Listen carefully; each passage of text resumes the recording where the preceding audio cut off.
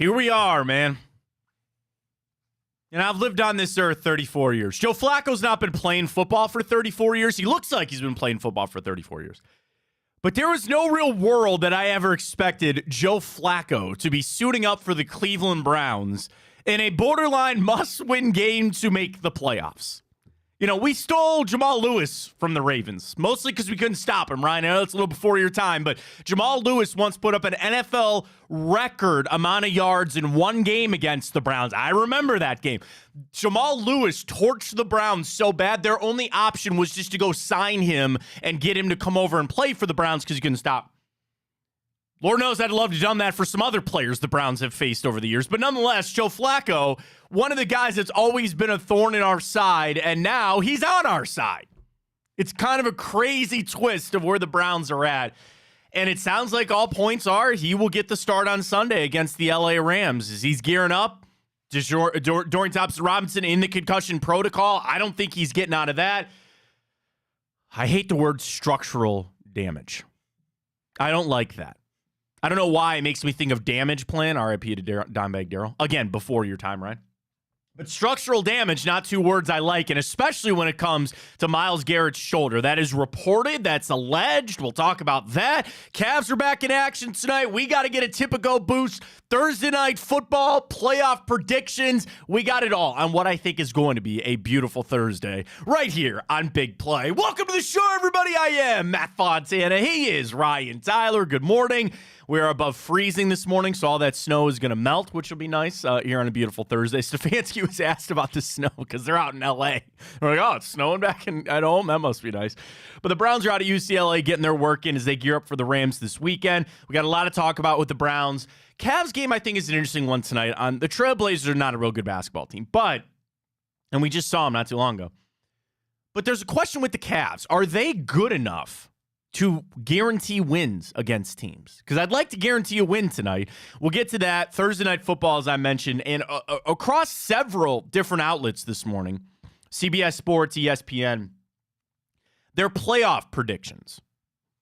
And these are, so there's an FPI one, which is strictly just the numbers.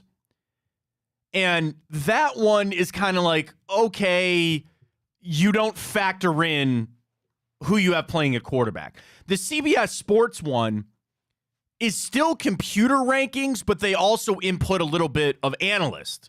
And that's the one where you more look at and go, you know, Deshaun Watson's not on that team with how the defense looked last week. So we'll get into all the playoff predictions, exactly where we kind of play out and where we think the Browns are at. I will say this before we get to it. It's all positive. It's positive that the Browns are going to make the playoffs. That is what I woke up to this morning, that the positivity is there.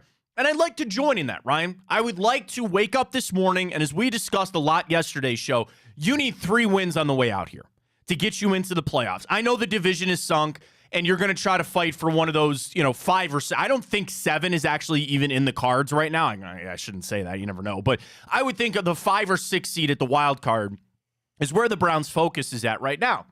And they've had to make this change at quarterback. It's been forced, okay? You got a concussion to Dorian Thompson-Robinson. Kevin Stefanski, we'll hear from in a minute, said Joe Flacco is the backup, which I think is an interesting way to phrase that. He's the backup, and if Dorian Thompson-Robinson doesn't clear, then Joe Flacco is going to play. Well, you, me, and your brother and your sister and everybody knows that he's not passing the NFL concussion protocol in a week. I know Brock Purdy did it. Brock Purdy didn't sustain the hit that Dorian Thompson-Robinson did. And it's funny because I'm about to get in a conversation about projecting injuries. But yes, I'm assuming that he's in the protocol. And really, the vast majority of guys that enter the NFL concussion protocol, right, it's rare. It is rare that a guy clears it in a week and all of a sudden goes back out there and plays. So you're staring down the barrel of Joe Flacco getting the start for the Cleveland Browns. And we've shifted our focus a little bit here, where on the West Coast, we asked Denver, LA, we got to get 1-1. Okay, you fell to Denver. All the eggs are in the basket for this trip coming up against the Rams. Then we talk about another 2-game stretch. And I think we said it was the Rams and what? The Texans or the Rams and the Bears? One of those games, you'd like to go 1-1 in those two. And are we kicking the can down the road a little bit? So, all right, we didn't win this game, so then we'll just try to win this game here. But that's kind of how the Browns, that's the situation they're in right now. a lot of that is also predicated on them being able to beat the Bengals and them being able to beat the Jets. And it's the same conversation I'm going to have with the Cavs later on when they play Portland tonight. Are the Browns in a situation that I can guarantee wins?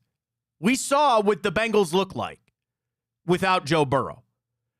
And especially it being the last game of the year, there is a chance that they sit Jamar Chase, or there's a chance that they don't play all their guys because they're out of it and they don't want to risk further injury. You don't know what the Jets could be come month time. And they could be even worse. Maybe they get better. I don't know. But that's the other thing is I sit here and I'm like, okay, if I chalk those 2 wins up, really then I'm staring down the barrel of one more between, again, the Texans and the Bears and the Rams. And I'm not saying it's driving me a little crazy, but the Browns are not in a position now that I can solely focus on the Rams. Like, I am so scatterbrained right now on the Browns' schedule because I don't have confidence that they can just beat anybody or beat the teams that they're supposed to. And I know the defense was at one point playing to a high level. I know that the Broncos game didn't go so well. But if you had Deshaun Watson, I could be solely focused on let's just win this game. Because with Deshaun Watson, I felt like you could beat anybody. I felt like there was a chance that you could beat the Jags. I felt like there was a chance that you'd be favored going down there to Houston. That's out the window. That's gone. And I want to look at the rest of this team and say the rest of this team is good enough just to be able to get a win against this team or that team. But I don't have that feeling.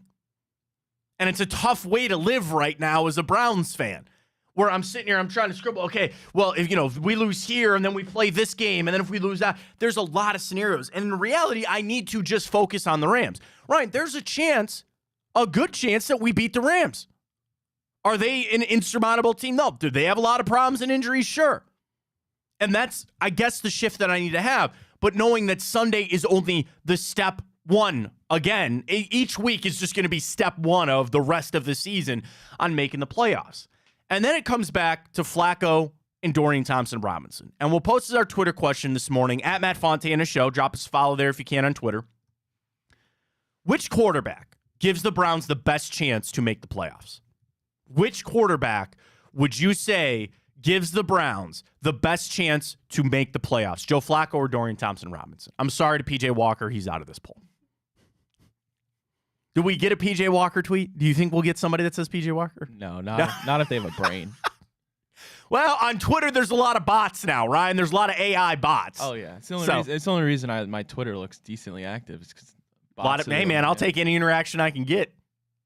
It's funny. I click on notifications. Yeah. And it's just adults. I hope the kids are at school. They're just porn bots left and right. That's all it is.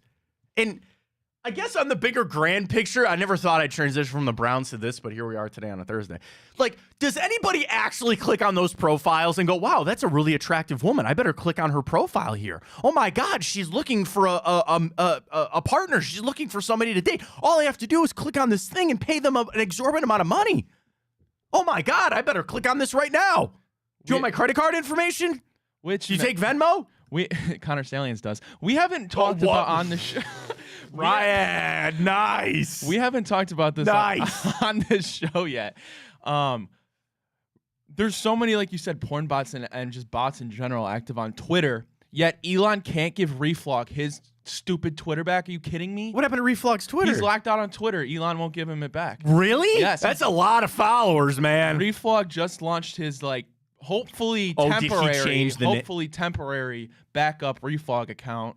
So now it's Reflog _18 _. I did not know this. So he's been in a battle with my Elon. God. That's what I'm saying. Like a dude with that many followers who pays to use the site and brings in so much money and activity for them. He just gets thrown to the back burner while all these bots are just wandering the Twitter. Oh my God. Well, I better go drop him a follow here. Isn't that ridiculous, man? Yeah. Backup account, same guy following. All right, we'll drop him a follow there. Did you find it? Yeah, I did. Yeah. Isn't that ridiculous? That is insane. Well, then Elon's big thing was, I'm going to make people pay for Twitter, and even $1 a month would force the porn bots. Yeah. I don't think so. Really? I mean, okay. I'll tell you what. If Elon is watching, you never know. He's got eyes everywhere. He's got eyes everywhere. Elon, I will offer my services. Okay, we will come, and I'm going to keep doing this job. I love this job, so I'm going to keep doing this. But maybe once I get my daughter into school and I got some more time, I will come up with an hourly rate. You can track my hours, and you give me open access to just deleting accounts. And I will straight up tell you that, dude, I have to scroll down three little things to Luetta Ripa, who joined in September. She has not posted anything. She has not replied to anything. The only thing she does is like accounts. And it's a picture of, I would say, a scantily clad, attractive woman, but there's not even any links. You know what I mean? Yeah. Like, that's the weird thing. Normally on these, it's, hey, come watch my cam here, or come watch this or whatever. There's not even anything on this. So if Elon, and you want to know the crazy thing? She has 10 followers. Yeah. Oh, there's some so it's like, who's following? Again, it looks like more bots. So I would tell you this. I would go into this account if Elon gave me the power and paid me good money, and I would click on this account and say, your account is going to be deleted unless you can prove that you're a real person. You got 2 days. Or just straight up delete it. It's crazy. It is so crazy right now on Twitter. I didn't know Reflog got... Dude, yeah, we're not great. We're trying to get hashtag free reflog trending on Twitter. Oh, I can get that rolling for you. I'll send that little tweet for them. Sorry, I don't know how we got onto that. We started talking Twitter and then all that other kind. Oh, we were talking to PJ Walker. If anybody was going to actually vote for PJ Walker on our Twitter question. Is there a PJ Walker bot account out there? There might be. He's probably got a burner. Burner accounts, can I give you one piece of advice for anybody out there that has a burner account? It's going to get found out. Yeah. If you really, truly use the burner as how it's intended, of like trying to further your narrative, then it's probably going to get found out. And I've never had one. Frankly, I don't have time for it. I use my Twitter for sports. That's all I'm really interested in. But yeah, burner accounts will get found out. But anyway, I don't know if there's a PJ Walker account out there or not. But the Browns are in this situation, unfortunately, due to an injury. It's not because of Dorian's play, and I think that's the other hard part of this. I would lean Dorian Thompson-Robinson because of how he started, some of the progression that we had seen, and knowing that he's going to be here in the future. I'm sorry to Joe Flacco, like come January, you're probably going to be looking for another team or, whatever. But which one gives you the better opportunity? Which one do you feel more confident about to go out in some of these games and get a win? And Kevin Stefanski spoke about this a little yesterday, and he kind of gave a generic answer of how much does Joe Flacco change the offense. And I didn't even send you this down, Ryan, because he gave the non-answer. He goes, well, you basically form the offense for all 11 guys out there. That's a nice coach answer, okay? You look at your players and you say, what do they do well, and how can we fix it? But I'm not talking about what Wyatt Teller does good at guard, okay? I'm not talking about what David Njoku is really good at tight end. It's Joe Flacco. He's your quarterback. It's the most important position. And it's easy to sit here and say that there's going to be a fall off, right? Because you built this offense up for mobile quarterbacks, and they run the RPOs, but you got to remember that there is something that Joe Flacco brings to the table. There is something that he brings different than the other guys. The first thing I would say is his arm strength. He is a tall, strong-armed quarterback. So you can add that in. Now, what is that level of adding that versus detracting from being able to run RPOs and change? Well, that's what I'm sure Kevin Stefanski has been burning the midnight oil trying to figure out. He made a joke. He goes, I wish there was more than 24 hours in a day, because I'm sure they're working every hour that they can to install this. And you're also asking the rest of those guys, to go back to Stefanski's comment about the 11, to change what they're doing in 3 days worth of practice. In a day of practice yesterday where you didn't have Amari Cooper with the ribs. That's a tough ask. That's a really tough ask. And that's going to continue to go back to the brain and the mind of Kevin Stefanski. And you're going to have to figure something out here as you go into a game with Joe Flacco, and a lot of things are going to change on offense. So our Twitter question is up, at Matt Fontana Show. Which quarterback do you believe gives the Browns the best chance to make the playoffs? DTR or Joe Flacco? There's already a Bernie Kosar tweet. We got a Bernie Kosar tweet before we got a PJ Walker. Ryan, cast your vote this morning. DTR or Flacco? Which quarterback gives the Browns the best chance to make the playoffs? Yeah, Matt, this is actually a really, really loaded question. I think there's a lot of debate for both sides. Right now, as it stands, I think I would actually go with Flacco. Okay. And that's for a couple reasons. One being because of how good our defense is and because we only need 3 more games to get in the playoffs, I trust because we've been giving up at home 10 points a game, something absurd. Mm-hmm. I think he gives us a better chance of just keeping a steady offense, putting up at least 16, that 18-point mark a game. I trust more him to sustain drives and make the open routine throws more than DTR, and I think that's a fair assumption. And I think that is going to go a longer way to get us in the playoffs than maybe, the athleticism and the escape in the pocket and just turning nothings into somethings that DTR could do. However, I'll take the consistency right now and hitting the open man 9 out of 10 times right now to get into the playoffs more than I would with DTR. Joe Flacco drops back to pass. He's seen that defense. And I'll also say what I mean? I'll also say this. With assuming Amari Cooper's healthy and playing, I want Joe Flacco, right? But I would argue that if Amari can't suit up, I would almost then rather have DTR. Well, and I get your point because you're saying if you're down players, then you're going to need a little more explosiveness. It's the gamble, right?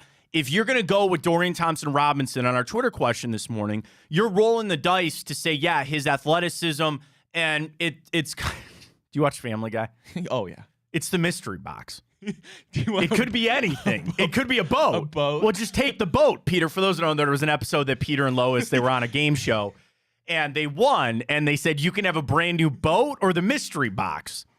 And Peter goes, well, the mystery box can be anything. It could even be a boat. And they go, well, just take the boat. He takes the mystery box, and it was like 4 tickets to a crappy comedy show or something like that, right? So it's a little bit of that. You have Joe Flacco, which I wouldn't quite say is the Jeff Bezos yacht over here. It's a 1986 Bayliner that's seen some better years versus the mystery box, and it's Dorian Thompson-Robinson. It could be anything, or it could be a 1986 Bayliner open bow with a little bit of work that needs to be done. We have boats in our family, so I'm a little specific on that. But Flacco does bring when he sees these defenses, when he's out there is that level of comfortability. And it's not quite as easy to say he's seen this defense go make the right throw. You feel better about him making the right throw because he has seen it before with different players. And I know that's another element to all this is of yet again, these guys got to get used to a 4th quarterback. And I'm sure in practice they're telling Joe, like, you might need to throttle some of these down. Last thing we need is you pulling what the Vikings did on Monday. Hands off, ball off the hands and tipped up and all that kind of stuff. But that's another tough road of these guys having to find yet another quarterback's touch and all that other kind of stuff. So, the answer and I know the concussion factors into this, but the question of who gives you the better chance, I'm actually going to go with Dorian Thompson-Robinson. And my reason is a little bit of, again, the mystery. I think he can make more plays. Can Joe Flacco maybe be a better quarterback? Yes. Your point is so right on, Ryan. I might need some more playmakers on this offense. I think with the injuries, you need more playmaking. And that is Dorian Thompson-Robinson, no question. Am I going to have to live with some mistakes? Sure. And mistakes that we shouldn't sit here and say it's not like Joe Flacco's ever going to throw an interception. Okay, it's not like he's ever going to fumble the football getting on a strip sack. You have a better chance of that not happening, but it's not like Joe Flacco is a cure-all to say, oh, yeah, he's immune to turnovers. Because I think that's probably a crux of a lot of people's arguments, is the turnovers. And if I could go out there and guarantee you that Dorian Thompson-Robinson only has 1 turnover in game, I think a lot of people would take that, and then you would say, all right, I'll live with everything else. And am I a little drunk on garage beer? No. On 2 of those drives that he had in that Denver game that I go, oh, okay, I see it now. There it is. There's some pieces that I see. Yeah, probably. Those 2 drives, I said, okay, we're starting to put some things together here with DTR. And it sucks that we've had to slow this down and it's come to a screeching halt. But, I'd like to see more of that. And Flacco we all assume, going to start this weekend. But the way Kevin Stefanski said it makes you believe that DTR might start again. So let's pull up the sound here from Kevin Stefanski yesterday. They're out there at UCLA and practice and all that kind of stuff. And this is a couple of questions in a row to Stefanski about the quarterback situation. And the first one was, will Joe Flacco start this weekend for you, Kevin? The question was, how are you dividing up the first-team quarterback reps today? And then a couple follow-up questions. Here's Kevin Stefanski yesterday, sound courtesy of the Browns. Yeah, we'll work through that throughout the week. Joe's the backup this week as Dorian is progressing through the protocol. So Dorian's still in protocol? Correct. He's the backup to Dorian, so he's number Correct. 2. Yes. So again, Dorian Thompson-Robinson is still your starter. He did not come out and say Joe Flacco is your starter. And that's a little safeguard. Dorian Thompson-Robinson is your starter. He can't play. You're going to Joe Flacco. Well, we all know that Dorian Thompson-Robinson is probably not going to play this weekend. But instead of making that declaration that Flacco's your starter, that's telling the team and DTR that he is still your starter and expect him to come back and continue the reps. So in a way, the Browns and Kevin Stefanski voted on our Twitter question. They still feel like Dorian Thompson-Robinson is the best option for the Browns to make the playoffs. That could all change come Monday. If Joe Flacco finds the fountain of youth on Sunday and he throws for 350 yards and 4 touchdowns, I'd imagine he's going to get a start next week. We'll find that out on Monday. And this question will change. This question might change. Flacco could go out there and look like crap. And you're saying, all right, we're all back on the Dorian Thompson-Robinson train. That is the tough thing. We are back to the unknown at quarterback. As much as I hated going through all the Deshaun Watson shoulder stuff, what bothered me the most was the unknown. And I sent this out, God, it feels like years ago at this point. I said I was happy for the Browns taking a hold of that situation. I was sick of the waiting until Friday or waiting until Sunday morning. The 1 week where Stefanski came out straight up on Wednesday and said, Watson can't play, he's out. I was happy about that. Not happy because he got hurt, but I was happy that at least they were grabbing a hold of the situation the best that they can. And Ryan, time is a flat loop.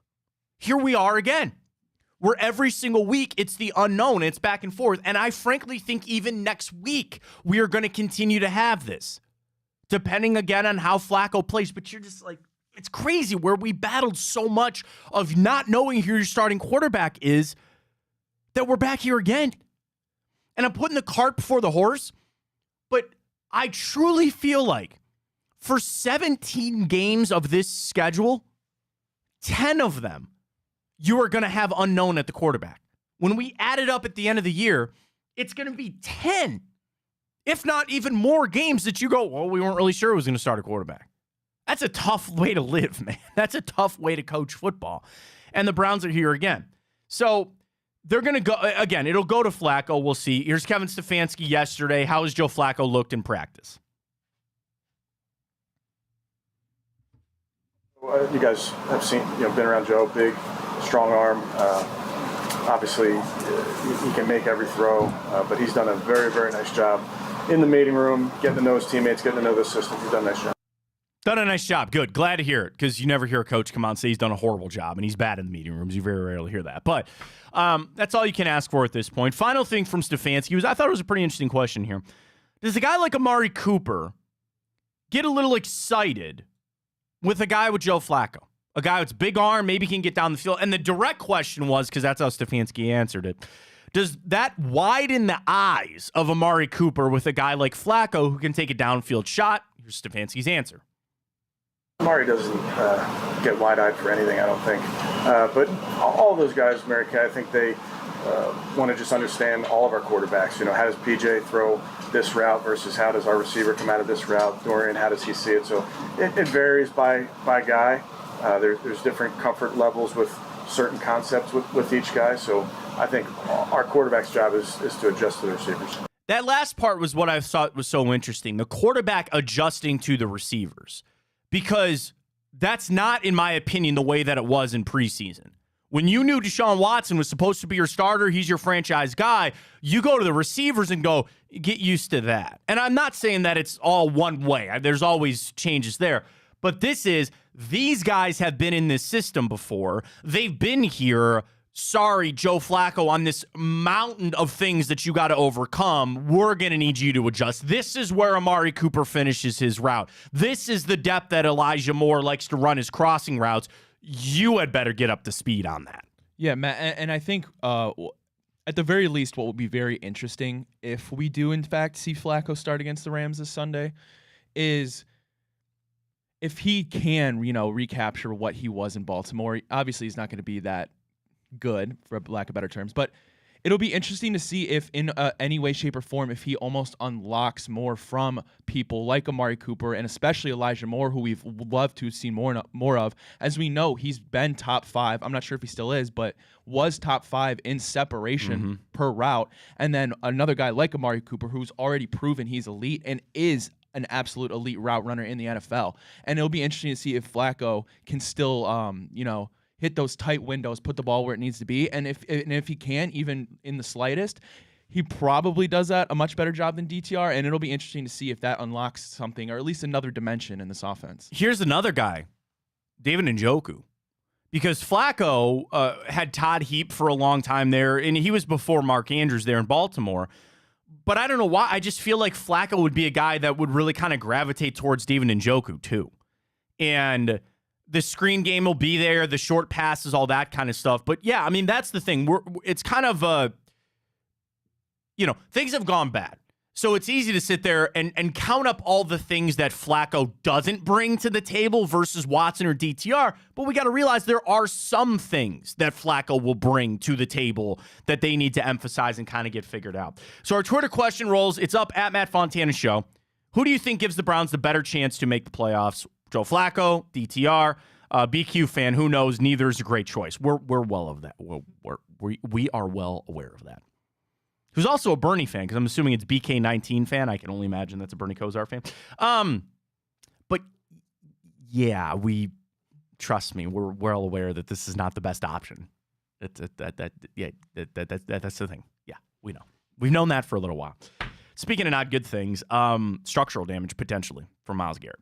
So this comes out from Mary Kay Cabot, and I respect the hell out of Mary Kay. She's the absolute best. And she sends out an article that says, Myles Garrett likely does have some structural damage in his left shoulder, but he's determined to keep playing. This goes back to Monday. Kevin Stefanski answered a question when he was asked about no structural issues. And he actually never stated that Garrett has no damage in his shoulder. But given the fact that Garrett felt a pop, Mary Kay, with the Watson injury and all this other kind of stuff, she has reached out to a lot of orthopedic surgeons, and she's talked to a lot of people. And when a doctor hears that, they believe that there's structural damage. And structural damage goes back to, again, the same thing with Watson that we were dealing with and all this other kind of crap. And Mary Kay writes, given the fact that Garrett felt a pop during the game and couldn't lift his shoulder afterward, it's highly unlikely that there is no damage inside of his shoulder. It doesn't mean that it'll keep him from playing or that he'll need surgery, but there's an issue in the shoulder that's been bothering him for a while, and it got worse on Sunday. Of course, we know the AC sprain that he suffered when he flipped his car and all that kind of stuff. It's tough because this is not news that I want to hear. And this is unfortunately kind of the world that we live in, is when you hear news that you don't like, you assume that it's fake or that it's, made up or it's the damn media and all that other kind of stuff. Confirmation bias. Exactly. And I believe Mary Kay, but we just don't know that. We don't know that. You could go talk to an orthopedic surgeon and say, hey, he felt a pop. What do you think that means? But that guy didn't look at the MRI. That guy has not, or that doctor has not looked at an MRI. They've not examined Myles Garrett's shoulder. So how do they really know? And I'm sure Myles Garrett's shoulder is really messed up right now. And he has said, I'm going to fight through this. I'm going to play through this. It's really hard. It's really tough. But structural damage was trending on Twitter for a little bit yesterday. And everybody's freaking out about Myles Garrett. And I'm not saying that he's not hurt. I know he is. But to what extent, we don't really know. I don't know. The Browns know. Myles knows. But I don't think anybody else really knows. And there probably is something up in that shoulder. And maybe it's something he's got to deal with the rest of his career. I don't know that. I like, that's my thing is like, oh my God. At the time we need Myles Garrett the most, we're projecting that he might have structural damage in his shoulder. Yeah, Matt, and there's no way around the fact that we're not going to win 3 games to make the playoffs if we do have to do that without Myles. And as if we already haven't had enough debate with all this quarterback stuff going on, I do have a fear that in the next coming weeks, we might be faced at a point where we're going to have to decide. Well, we're not going to decide, but we think we have a choice in the matter, but of whether or not it's more beneficial to just, sit Myles. Well, that's the same thing with Watson that we dealt with forever. Is a week off really going to help that? Is a couple of extra therapy sessions right. and trying to get rehab in, is that actually going to make things better? And then the ultimate question, is playing going to make it worse? I don't know. I mean, the thing is that Myles had the tape on that shoulder all year. And if it truly came back to when he flipped his car last year, then that made me believe that there's nothing that's going to fix. Like, if he couldn't, in a whole offseason, in the first part of a season, if that shoulder is still a problem and it's still impacting him from the car accident, which I don't know if it is or isn't, and this could be a new thing, it's same thing. It's a time loop. We are stuck in a time loop. You have a star player on your team with a shoulder problem, and nobody knows what the hell's going on. Is it going to get worse if he plays? How is his career threatening? Is this If he gets a glenoid injury, I'm done. I'm gonna be out. It's crazy. This is insane. What I hope doesn't happen, but I have an eerie feeling that it may, is if the right thing to do is shut him down, because there is that risk of further damage, because you got to balance that. Like, is the ceiling one playoff game winning? I think that might realistically be the ceiling. So you balance that with getting healthy, pairing him with Deshaun, having a fully ready to go team next year. But I worry if that depoy campaign is going to is sticking in Myles' mind as, hey, this is my year. Like, I cemented it already, basically. I just got to go finish this year. And I worry that I hope that doesn't cause I will ease your thoughts on that. I think he's just about winning. And I think he knows that this defense is a lot different when he's not out there. And that's a scary world to live in without him potentially being out there. But I think it's more about him trying to fight through it. It's just the projection of the structural damage when we don't know. But if that Myles, is what I don't if like. Myles was to go miss the last even if it was 3 games, I don't think he would win depoy, do you? Oh no. Right, I think even sitting out a game would be discussed. Yeah. When the race is as close as it is with TJ Watt, and even like Max Crosby is fighting through injury, Danielle Hunter is still in this thing from Minnesota. Like, missing a game is going to be massive. The media is absolutely loving on Deron Bland for it, and I get it. Sure, I get that, but I'm not a fan of it personally. No. I love the story, and I think what he's been doing is amazing. Pick sixes are amazing, but to take that away from Myles, I think would be a real shame. Yeah, and I was just going to quickly Google this. I don't know if you can find it right. What is Deron Bland's QBR when targeted? Can you find that of NFL cornerbacks QBR when targeted? That should be a pretty easy thing to find. Okay, not from June of 2023. I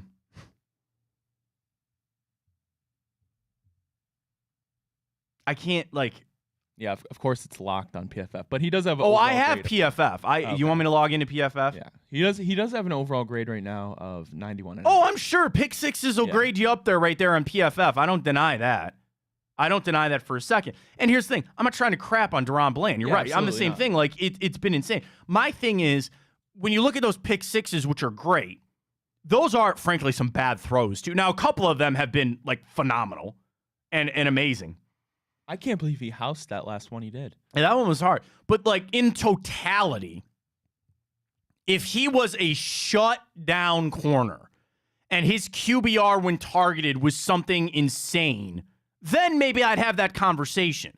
I'm not trying to get, I don't want to get hooked up on just that. I mean, the thing is, Deron Bland, he's getting a lot of love because of this. All right, hang on. According to us, Sam Monson. Sam works for PFF. Okay. Yeah, he said Deron Bland has been targeted 59 times this season. Those passes have yielded a passer rating 3 points worse than just throwing the ball at the ground 59 times instead. Okay. And a net negative of 4 touchdowns to the offense. Okay. So that is really good. That is really good. His grade, I don't want to find the grade. I want to find the QBR when targeted. But anyway, back to Miles. DaRon Bland for the pick sixes are great. Is he shutting guys down other than that? That's my ultimate question. Is he shutting guys down other than that? Other than the pick sixes, other than his NFL leading 7 interceptions, is he shutting guys down? That is the question. Can I give you one thing that hurts Myles Garrett in the DPOY with this DaRon Bland insertion? It's been all pass rushers. It's been all pass rushers. Yeah, last was, I think it was 19 when it was Stephon Gilmore. I was going to ask, was the last defensive back to win it? I believe it was Stephon Gilmore. So there's a little 19. like LeBron factor in that. You get a little tired out with the same guys over and over and over again being pass rushers. But in today's NFL, playing corner is so hard. They want to throw flags. They want to throw all these illegal contact as the new flavor of the month and holding and all that. So it's really hard to do that. And pass rushers, it's pretty standard. Quarterback hits, pressures, and sacks. That's where they're at. Corner has a lot more to go with it. And it's not saying there's bad corners in the NFL. We're not in the Darrelle Revis dude, I was a big Nnamdi Asomugha guy. Nnamdi Asomugha was so good for the Raiders. But we're just not in that era anymore. You're just not. So I think it's going to be hard. But there is a little bias, I guess, that there's so many pass rushers. I'll just tell you this, man. If Myles misses out on DPOY this year, I'm going to be pissed. I'm going to be pissed. And I realize that if he misses games or isn't himself the rest of the season, he's not going to win it. He's just not. And DaRon Bland is getting it because of the pick sixes and all that. That's fine. Fair enough. I'm not saying he shouldn't be in the conversation, but I hope Myles can play mostly for the team and then certainly for his DPOY situation right there. All right, I want to talk more Browns in hour 2 because I've got multiple playoff predictors on where the Browns are at from a seeding standpoint and percentage chance that they make it. But Ryan, let's get to it. Do you want to do our typical boost? So we're going to do our typical boost for tonight. Do you want to do Thursday Night Football or you want to do the Cavs? I want to talk Cavs. Let's do the Cavs, Matt. Let's do the Cavs. You want to do the Cavs tonight? All right, let's do that tonight. So the Cavs are in action tonight, taking on the hapless Portland Trailblazers. Trailblazers coming in at just 5-12. Cavs are 10-8. Do you want me to get some trends? Yes, please. All right, hang on a second. So really behind the curtain, my hands are destroyed because I put lotion on this morning. I never do that. And now I can't grab anything. It's slipping everywhere. Stop it. Don't get out of here. You stop. Everybody stop that. Knock it off. You're talking about the bots? Stop it. Matt, stop it. My hands were chapped. It's only 9:30. Hey, you have a healthy libido. There's nothing wrong with that. Why? My hands were chapped. I don't know what to tell you. All right, Cavs, Trailblazers time. All right, let me give you some trends before. So the Cavs are 11.5-point favorites. Over-under is 218.5 tonight for the Wine and Gold and the Portland Trailblazers. We're going to do our parlay here real quick. We're going to do our boost here for the show. Portland is just 2-9 straight up in their last 11 games. They are 0-5 straight up in their last 5 games against the Cavs. They're 0-5 against the spread their last 5 games against the Cavs. So they've not covered in their last 5. And the Portland Trailblazers only 1-5 straight up in their last 6 games on the road. Portland is only 2-7 straight up in their last 9 games when playing on the road here in Cleveland. You flip it over for the Cavs, 6-2 straight up in their last 8 games. I mentioned that they've really owned Portland, but here's a crazy thing. So you want to talk over on, because, okay, so what do you want to do a player? Are you feeling a player boost for tonight? Yeah, that's what I was thinking. So 11 is a big number. The over-under is interesting because the over has hit in the 4 of the Cavs' last 6 games, but the under has hit 11 out of their last 15 games at home, and under has hit 4 out of the last 5 games between the Cavs and the Trailblazers.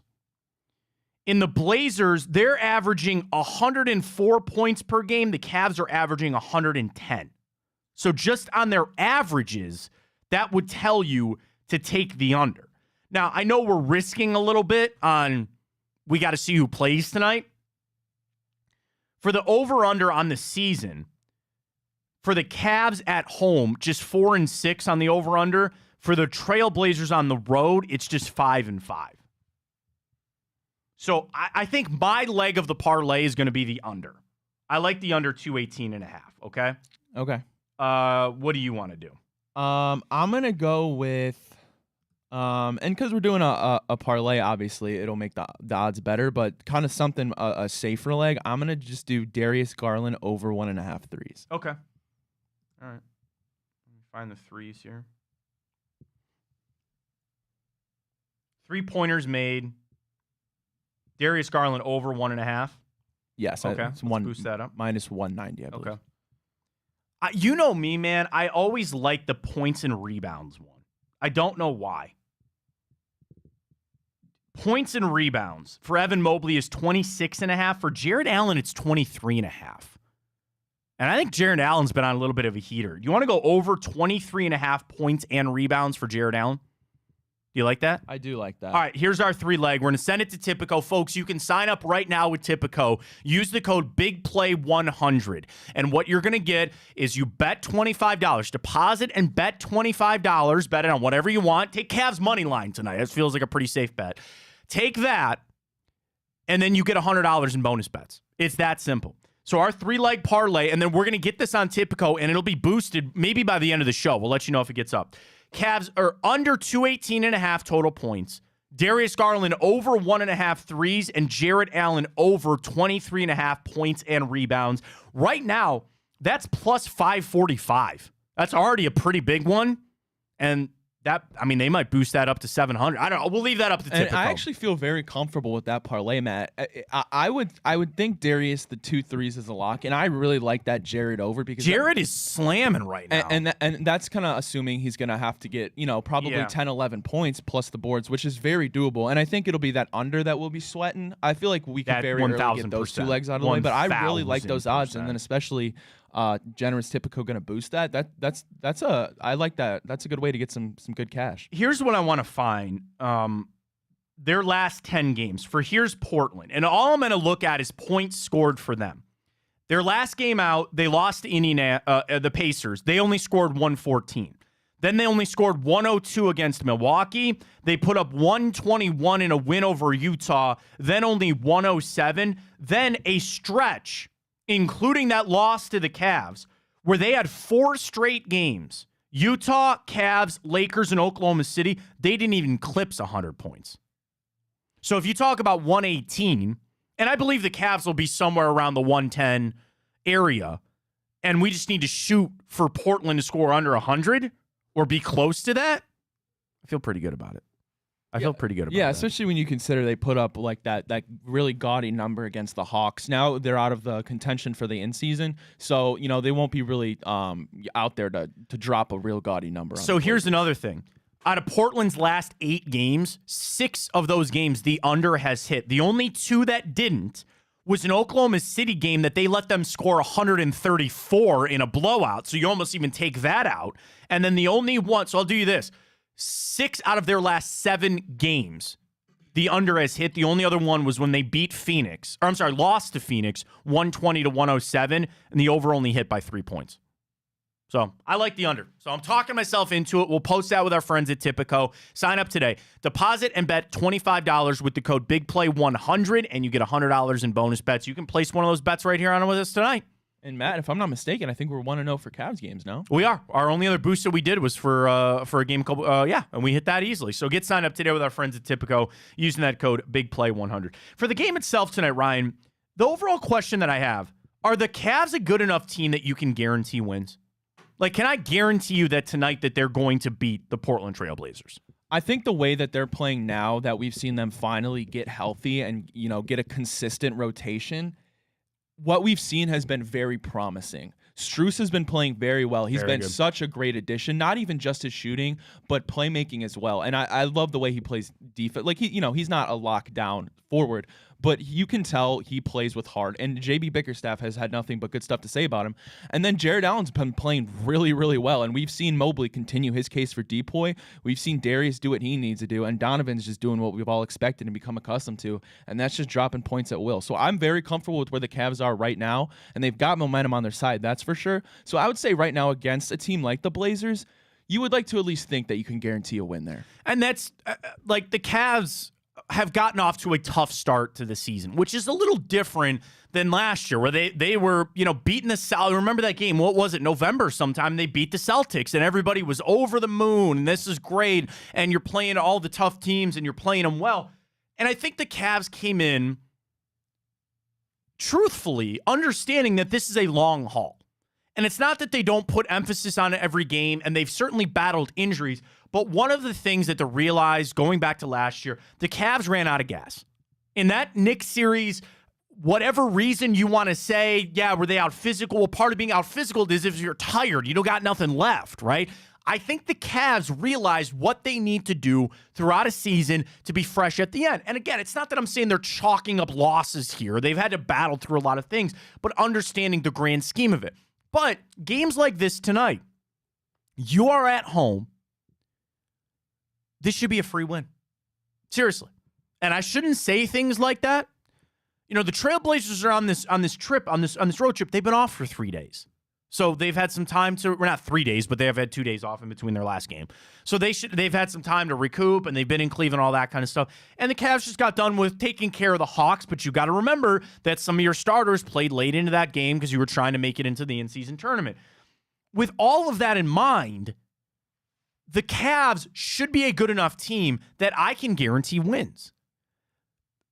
I also, to your point, believe that they're finding their stride. I think you're starting to see, frankly, after that last game, Donovan Mitchell had a slow stretch coming off the hamstring. He's back. I think he's good. But you see what this team is. Like, what is the best version of the Cleveland Cavaliers? It is Donovan Mitchell taking a lot of shots. It's Darius Garland being effective from behind the arc. It's Max Strus and George Niang hitting some shots. And it's Evan Mobley and Jared Allen dominating in the paint on both ends of the court. I'm getting some tastes of that. I'm getting little samples of that. And you're not going to get every single one of those things on any given night. But when the Cavs are the team that you think can maybe even get to the Eastern Conference Finals, that is their recipe for success. And I know with Mitchell, that bothers some people. Donovan Mitchell has become, I don't know how, a polarizing figure in this town, where I don't think anybody regrets that trade. You shouldn't. And people are, we talked with Danny Cunningham, Cleveland Magazine, about that yesterday. Like, the Mitchell, people are just so forecasting and projecting a time when he's not going to be here. And Danny was so right on yesterday when he said, that's not even a for sure. And a season like this could really go a long way to proving Donovan Mitchell to stay here. And then, as Danny said, after the season, you've got to sign Evan Mobley to a max. There's money to be accounted for and all that. But people are just so projecting a day that Donovan Mitchell isn't here that they're safeguarding against it to start saying, he's not really good for this basketball team, or he's not really good for the development of Evan Mobley. And that's utter crap. That is utter crap. And you watch what he did on Tuesday night, and you go, okay, that's the guy. The problem is he wasn't there. He wasn't there for a little stretch, for a little tiny stretch. And if Donovan, we should have put him in the parlay. Because I'd like to know, because he got a double-double the other night. This is not going to be in our parlay at Tipico, but. And Matt, to your point, I think what made the hysteria about that so much worse is just the fact that, of course, the one team we get drawn into the playoffs with and lose to is the Knicks. But then you got to go look at it from this year's point of view, and next year's, obviously, when you're debating Donovan's future. You would like to think that Donovan realizes, and I certainly think I think his goal is going to be to get a ring. Never had one. That's every NBA player who's never gotten a ring. Yes, the money's nice, and I'm sure he could get more from a team like the Knicks than the Cavaliers. But I think there's no doubt about it. He's a better fit, I believe, with the Cavaliers and the pieces he has around him, and a much better chance to get to that promised land with the Cavaliers than a team like the Knicks. And if he wasn't to go to the Knicks, I really wonder what other teams would be in that mix to give him that real big deal that he would be swayed away from the Cavaliers, where I think he's been having his best year in his major league. Major league. I feel like Major saying league, baseball, yeah, but in his professional career, and it's been awesome to see. And I feel like that's got to be on his mind. Oh, it does. I mean, that factors in of where you are and where you want to be and the players you're at. Tonight on Tipico for Darius Garland, over under points, rebounds, and assists is 36.5. That's Darius? I'm sorry. No. Donovan. Donovan. I just brought it up. I didn't put it on the parlay, but I guess tonight is a night where I would like to see a little continuance here. Here are the 3 guys I want to see have a great game tonight. Darius Garland, because we put him in the parlay. Donovan Mitchell, and again, Jared Allen, because we put him in the parlay too. But those are the 3 guys I'm going to watch because they are the ones that have been through the injuries and that kind of stuff and the up and the down. And then again, I think Max Strus is finding his spot. I think Niang's playing a little bit better. This Cavs team is just kind of teetering right now. And a game like tonight, I'd love nothing more than you kick the living hell out of the Portland Trailblazers, and with 8 minutes to go in the fourth quarter, all the meaningful guys are sitting on the bench having a laugh. I'd love nothing more than that. The thing is, the Cavs, at this point, I don't know, have shown me enough that I can assume that. They show up, they play well against some really good teams, but I don't think that they're impervious to playing down to the level of some of their opponents. And that comes with a younger team, and they're learning from that standpoint with that. But tonight, I feel really good that they should be able to take care of business. Hopefully our boost hits, sign up with Tipico using that code BIGPLAY100. And I also think JB Bickerstaff's calmed some things down a little bit. There's a lot of people that have been on the JB's not the right guy for this job. I think it's calmed down just a little bit. I have. But for the Donovan Mitchell side of things, I just want him to quiet that too. Because I feel like a lot of people are that is the new thing with the Cavs. That is the new thing with the Cavs right now, is people are just so focused on Donovan Mitchell. And it frankly is because, would you say at this point that the Cavs have underperformed? At 10-8. Due to circumstances, I don't think they've underperformed at all. Okay.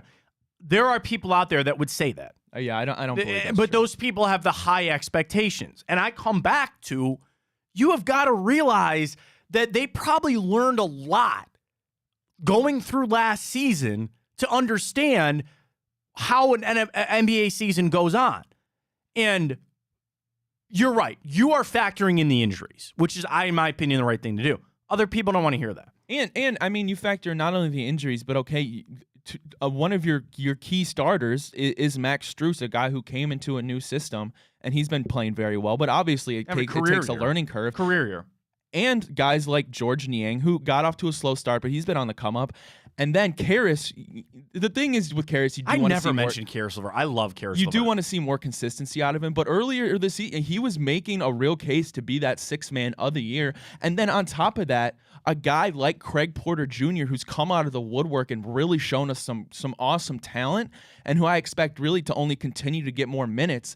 It's going to be exciting. You see a path to have real depth that we clearly lacked last year, and I think that's one of the most exciting things and is going to work in our favor going ahead. Karis is an interesting one because it's almost like, this is how I project it, even though this probably isn't true.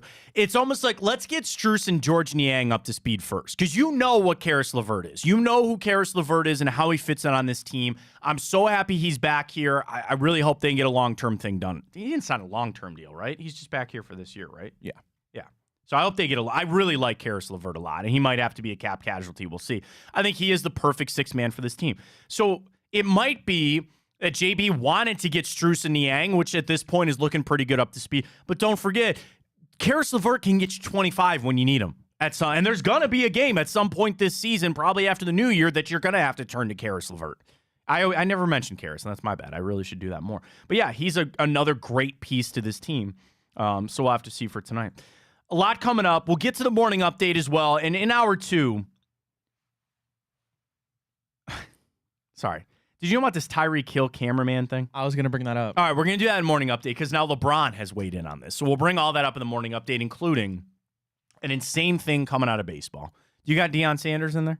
No. He's the sports person of the year for Sports Illustrated. Did an AI refer to Sorry. He went 4-8 and somehow got that. So we'll get to all that coming up with the morning update. And I also do want to get to the playoff prediction. So I have it from ESPN. I have it from CBS, where the Browns kind of shake out right now when it comes to the playoff seeding, percentage chance to make it. It's all right there. It's everything we should hear here on Big Play, folks. Rafa and Booby doing a nice little Booby's World last night. So I know we had bonus time with Bruce Drennan. This reflog thing is crazy. I didn't know about that. That reflog got his suspend account, account suspended. But still, you got reflog on Monday night, which has been rebranded as the Big Play Cleveland Show. Why? That's now on Bally's. You can catch Come Get Some on Bally's. They got Hanford Dixon Show. We're everywhere, folks. 2 daily shows for you every single day from 9 to 11. It's us, and then from 12 to 2, Chico Borman. Chico had Anthony Schley on. Who did he just have on too? Well, Shook was on Tuesday. Who did they have on yesterday? I believe they were supposed to have Chris Fedor, but he had to get pulled into a practice. Okay, so I believe he's today. Okay, that's might be one thing. So see, Chris is the best, absolute best. So Chris Fedor on today with Chico from 12 to 2. Folks, it's everything you need. BigPlay.com for all of our merch, all of our information, and then just follow us on Twitter at Big Play and stream on the iHeart app. I don't mention the iHeart app enough. All you got to do, download the iHeart app and search Big Play, and you get our channel. And you have us live, Chico live, the replay of our show. And then on top of that, the video stream is always up on Twitter. It's always up on YouTube. And I know a lot of people go back and watch it throughout the day as well. It's real easy to navigate, real easy to get to the piece that you want. We're up on Instagram as well and on Facebook, Matt Fontana Show. It's everywhere you need it, but Big Play on Twitter. That's the easiest thing to go follow. We retweet all of the shows, and you can follow all the individual show accounts that we have going on here at Big Play. So should we push people to Reflog's new Twitter? Yeah, absolutely. Is that a thing? Absolutely. So it's reflog_18_. So yeah, it's just an extra underscore at the end of his original handle. How did he get locked out of it? Did he try to change the name? I'm not exactly sure, but if you go on his account now, it like gives you a warning like this user has been suspended. Temporarily restricted. Yeah. So everybody listening, we need to get trending #FreeReflog. All right, we'll do that. We'll send. Did you send that out from the show account?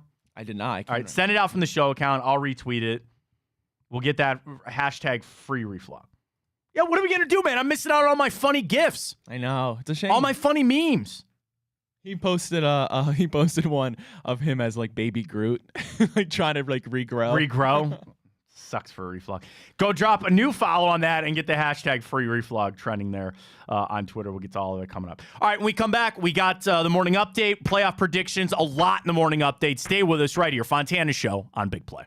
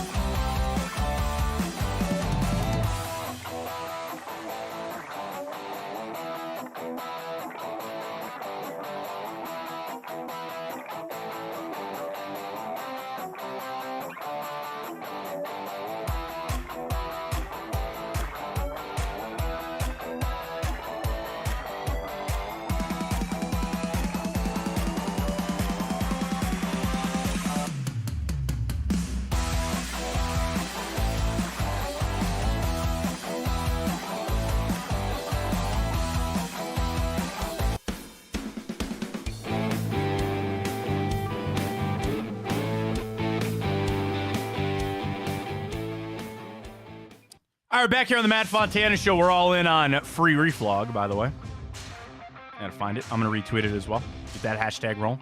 That sucks. So here's my question, because I've actually never had to deal with this.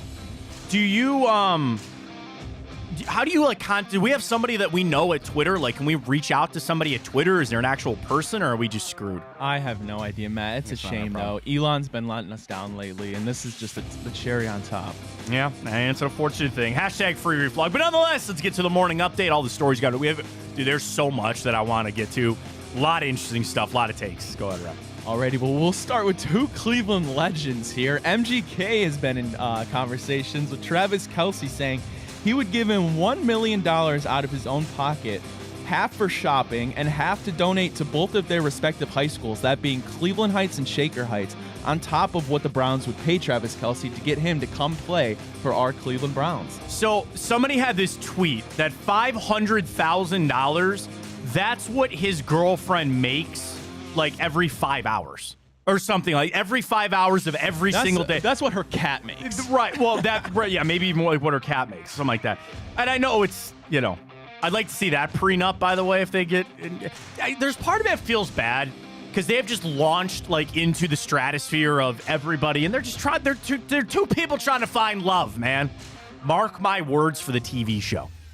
There'll be a TV show at some point. Yeah. Like, her Eras tour is done. She's back in Kansas City. They're just trying to live life, man.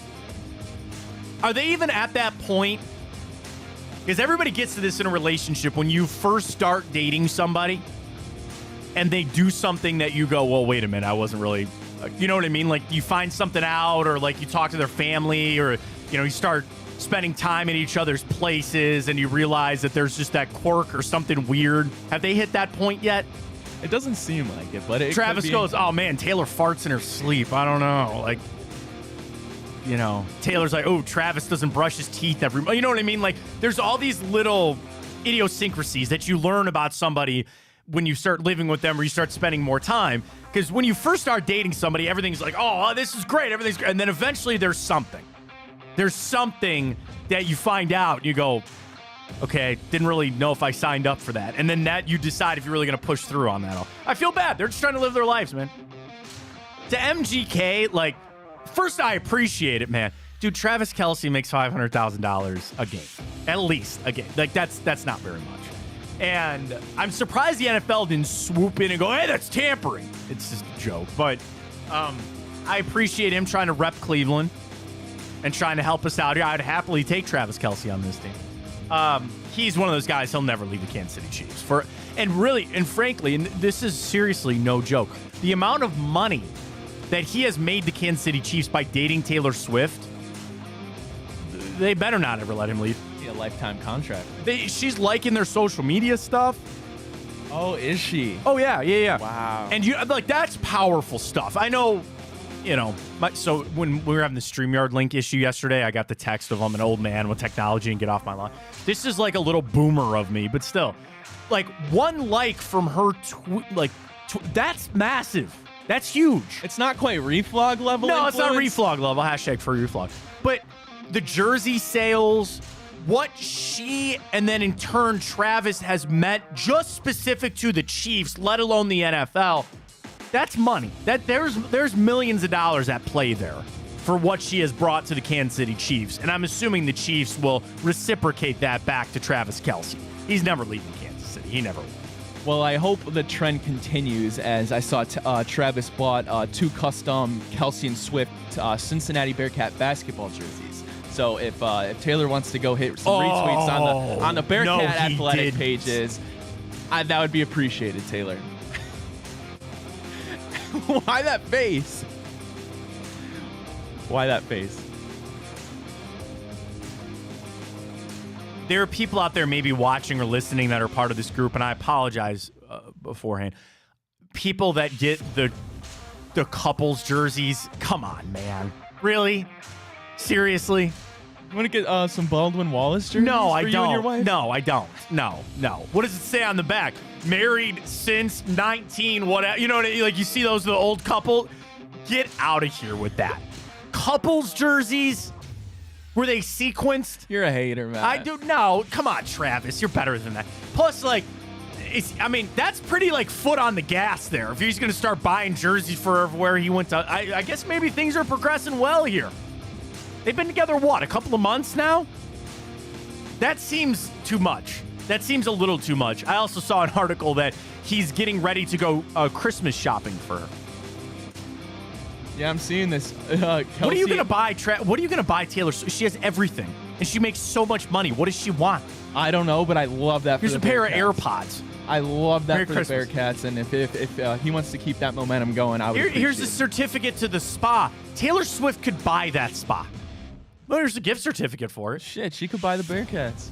She could buy the University of Cincinnati if she really wanted I to. would love that. Yeah, I guess, but good for them. Best of luck. Good luck holiday shopping at Trap. Alrighty, well, into the baseball world, Matt. Free agency, I guess, has officially started for our new look Guardians. While no real blockbuster move has been made, they did reach a minor league deal with the right-handed pitcher Jamie, I believe Barria is how you pronounce it. But I guess it's the official start to what hopefully is an exciting free agency class for this new look Guardians Well, squad. I mean, then you're going to start talking about the Shane Bieber trade, and it'll gear up here in a little bit when the winter meetings come around. Winter meetings are, I think, in a week or two. So that's the winter meetings are December 3rd through the 6th, so they're literally next week. They start Sunday, and they run through Wednesday. That is next week. You will have an idea of what is happening with Shane Bieber. It got leaked out that the Reds and the Cubs were involved. That is to kind of get the ball rolling for next week, the winter meetings. We'll have to see what happens there. But yeah, I mean, a minor league signing there. We'll kind of see. I'm really interested to see how much they start spending there. We'll talk about signings for baseball. The Brewers are expected to reach a deal with top center fielding prospect Jackson Chourio. He's 19 years old, Matt, and it would be an $80 million deal, included 2 team options, and that would be the richest deal in MLB history for a player who's yet to reach the big leagues. This is insane.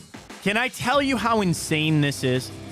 Sam Bradford level, which you said earlier you weren't even kind of understanding on all that. So let me take you back before the NFL came up with their slotted system. So in today's NFL, when you get drafted, they tell you how much money you make depending on your draft pick. And I know guys like, I think it was Nick Bosa, held out because of like some secondary language and all that other kind of stuff. But for the most part, it's not the wild, wild west that it used to be.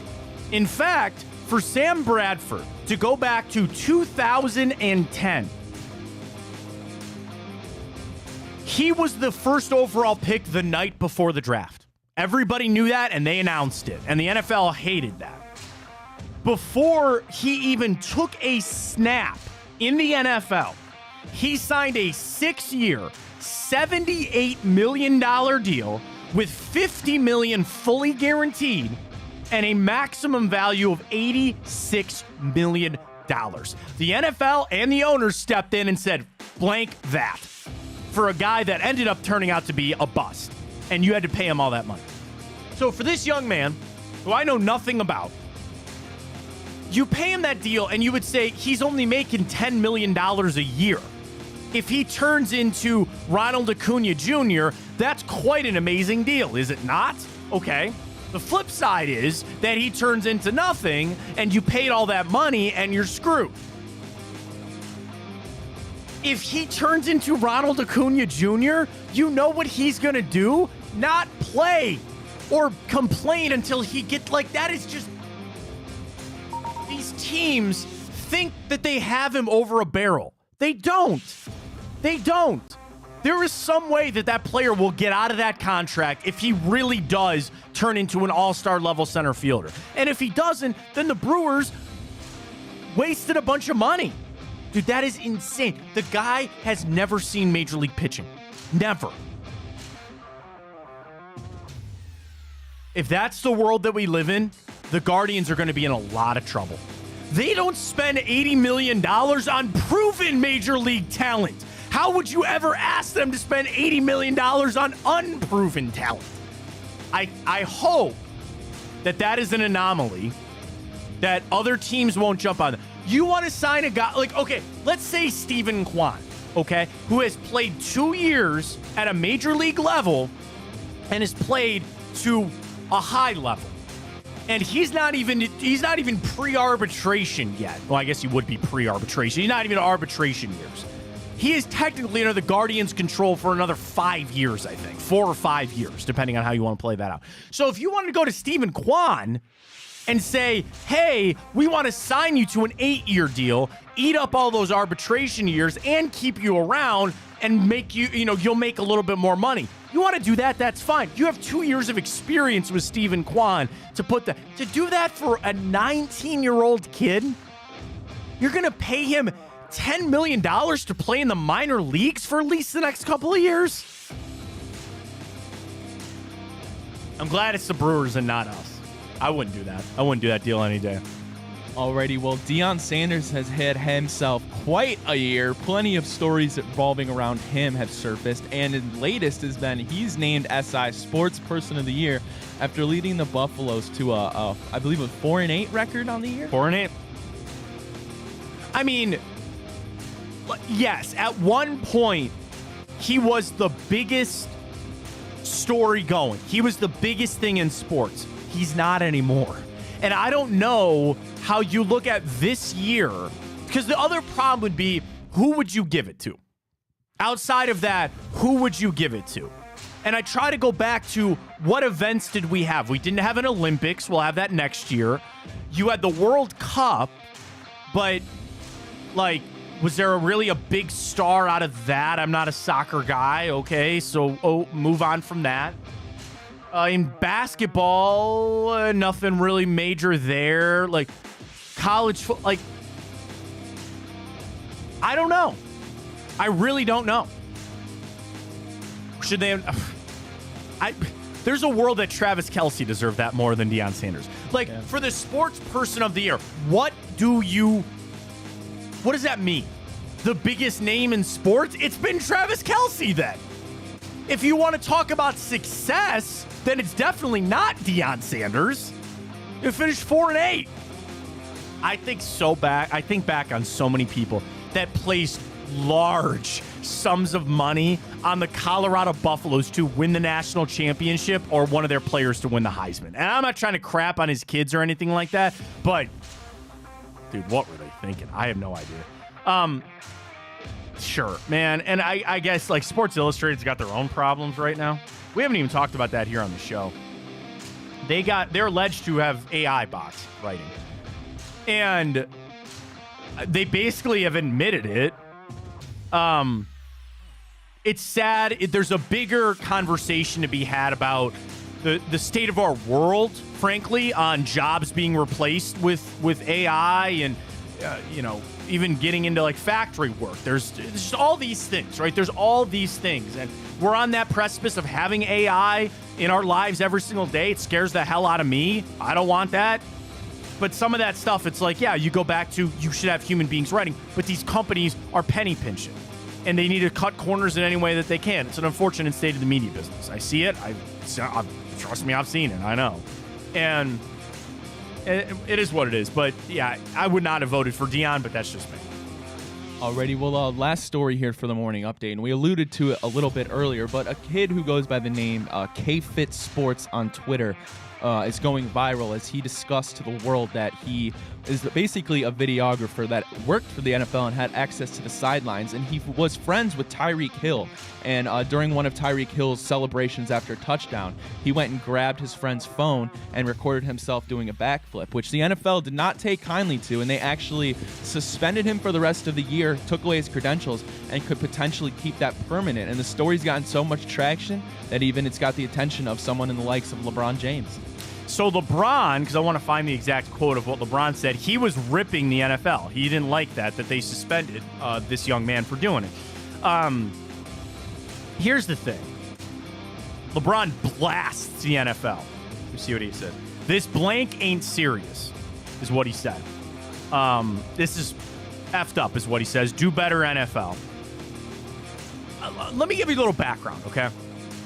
So when you see these people on the sidelines, and most of them have what? These tan vests on. And those vests, if you ever walk into the bowels of Cleveland Browns Stadium, which I did for a long time, they have a security area. that you have to walk in, and I would walk in and flash my media credential. So my media credential did not give me field access. That got me to the press box and the locker room. The NFL is so height on security. It's massive. We're different credentials. There are all access passes, but they're not easy to come by.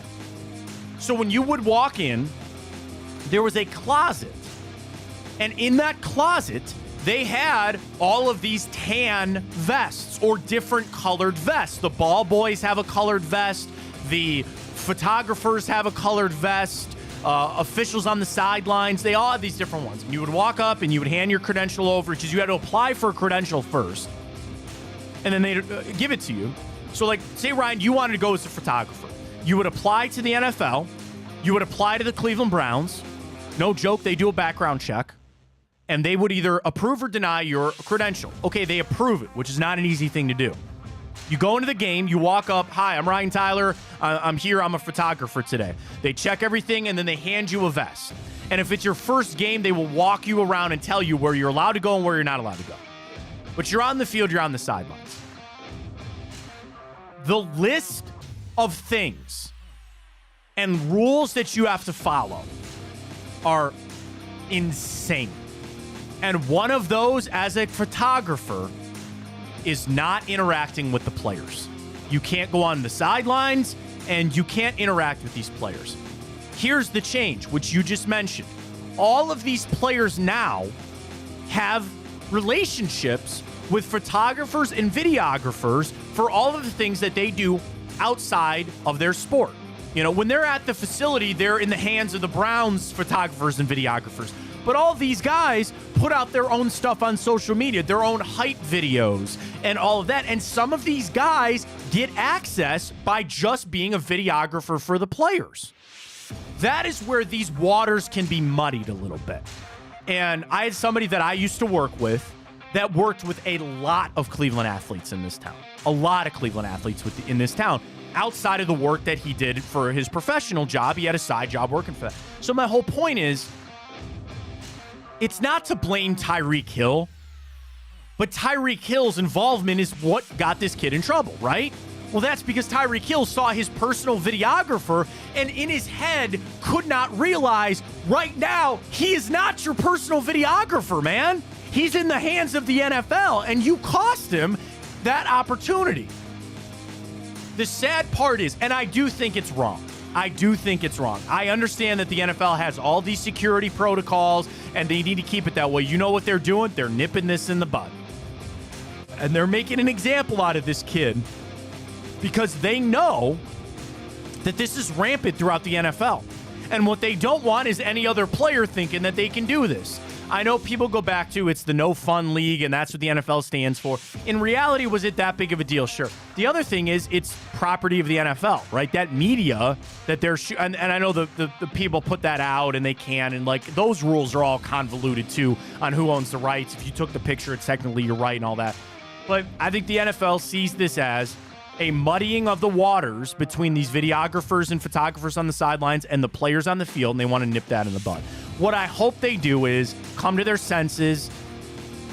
If you suspend him for the rest of the season, I think the fact that it's gotten enough of this story, the NFL has gotten their point across. And maybe it's time for a memo, which they love to send. Did you get that TPS report done?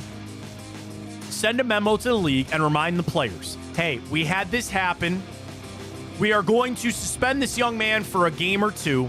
He will come back, but make no mistake, if it happens again, there will be more severe penalties. This goes for you, the videographers, but more to you, the players. When you see your guy on the sideline, he's not your videographer in that standpoint. He's working as, not for the NFL, but you need to not do that kind of stuff. And I think that's what the NFL is doing. And I frankly hope they come to their senses on it. Yeah, Matt, before we wrap up this morning update, actually, real quick, I want to give the viewers just what we were talking about. I'm going to send this to your phone as well as put on the screen so you can see it. Come on, those couple jerseys are cute. Stop that. Come on. Why did she get 13? I don't know. That might be a 2 for Tuesday. Couple jerseys, yay or Couple nay. jerseys are bad. They're cool jerseys. I see them. I'm not saying they're not, but dude, I have to say that's cringe. That's very cringe for me. That is especially this early in the relationship. Tell me that that's not a little cringe for this early in the relationship that he's buying them personalized jerseys. Yeah, no, I would agree with you. I'm just like, I have to take a step back and be super biased because it would be, That's be great cool for my Dude, Bearcats. look at the Bearcats. How much money? How many people are going to show up and try to buy a Taylor Swift jersey now for the Bearcats? How many people in this world never even knew that the University of Cincinnati existed before this happened? But, dude. It's not as bad as it's like to get, they're not like together since 4 months ago. Or like on Parks and Rec where he would say like Travis's girl and then Taylor's guy. Like Tom did that. Tommy's girl and then his just said Tommy. And was it Berets or something like that? If you watch Parks and Rec. It's not that bad because that is like, that's Russell Wilson level cringe. If you get jerseys that say like Tommy's girl and whatever. So it doesn't say that, but I just, that early in the relationship, man, I don't know if I'd be buying personalized jerseys for one another. Fair enough. I mean, the thing about their relationship, we spent a lot of time talking about this morning. We'll get to Browns playoff predictions here in a second. I mean, the whole thing about their relationship is it's out there for everybody to see. And there, unfortunately, is an element of everybody saying, is this real or is it fake? Because some of the stuff that they do seems forced. She runs off the stage and jumps into his arms. She changed her whole lyrics for her man. That's what I'm saying. It seems forced and fake. And I feel bad because these could actually just be two human beings that really enjoy each other's company, that might get married and have kids and the American dream. I get all of it, but for right now, it all seems forced. The jersey seemed forced. The lyrics seemed forced. Her hanging out with his parents seemed forced. I'm sorry. Like, I feel bad for him. I truly do. But I wouldn't have done the jerseys. That's just me. All right, let's turn our attention back to the Browns here as we have playoff predictions from CBS Sports and also ESPN. So as we gear up for this stretch run for the Browns, and updating our Twitter question at Matt Fontana Show, we're asking everybody, who do you think gives the Browns a better chance to make the playoffs this year, DTR or Joe Flacco? This is approaching 200 votes. Ryan, it's 67-33 Flacco. I believe it, Matt. Why? And you made the case for Flacco earlier, but why do you think the fans are so on Flacco? I think it's a big reason being it's a new thing, right? And that just kind of gives the excitement of what could be versus what we've seen, and that being average quarterback play at best, which really is, does Flacco really have more of a ceiling than average right now in his career? Odds are highly probably not. I think that factors into it. And then, like I mentioned earlier, I think it just gives a hope that there's going to be just more consistent, accurate passes. And with our defense, it's so generationally elite at this moment that we just need him to go out there. And like we've been pounding the table for starting quarterbacks for the Browns this year, not named Deshaun Watson, is just go out there, do your job, and not turn the ball over. And I think we're hoping that Joe Flacco can bring that. And like we all know, the goal right now is 10 games. And just maybe with the uncertainty of the DTR concussion, maybe with the bad taste of him starting against the Broncos and then us getting our asses handed to us, maybe it's just we're looking for a little something fresher, and just that right now might seem like there's a little more hope if we do make that change. Here's my thing, 2 words, safety net. He feels like a safety net, does he not? That's exactly what I think it is. And real quick, so I just want to look. Our boost is already up on Tipico. Let's go. That's man. crazy. Let's go. That's boost crazy. is already up. Can we send that out? You want to send? Yeah. We'll do it in break. How about? Let's do Browns. Let's catch a break. I want to send out our boost. Yeah. It's already up. Darius Garland 2+ threes, 2 or more threes. Jared Allen over 23.5 points and rebounds combined, and under 218. Dude, they boosted that to 700. They boosted that to 700 for us on Tipico. I like that. Big play 150. I love that boost. Do I not love that parlay? Of course, we made it. Get to that in a second. Joe Flacco is a safety net. That's why you feel more comfortable, because he's safer than DTR. And I think that's where a lot of people are looking at it.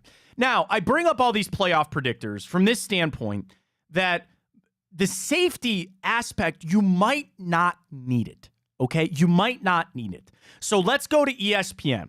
And I will tell you that this is strictly just off their FPI, Football Power Index. These are nothing but numbers. They don't factor in that it's Flacco or DTR. It's just how good's your offense, how good's your defense, who are you playing, and that way out. So I start at the top. a greater than 99% chance to make the playoffs for Kansas City, Baltimore, and the Miami Dolphins. The Jags are at a 98% chance to make the playoffs. Bro, the Pittsburgh Steelers have a 73% chance to make the playoffs. How in the hell do they do that? Because who are they playing this week? Some scrub team again. The Cleveland Browns, 69% chance. Don't say it.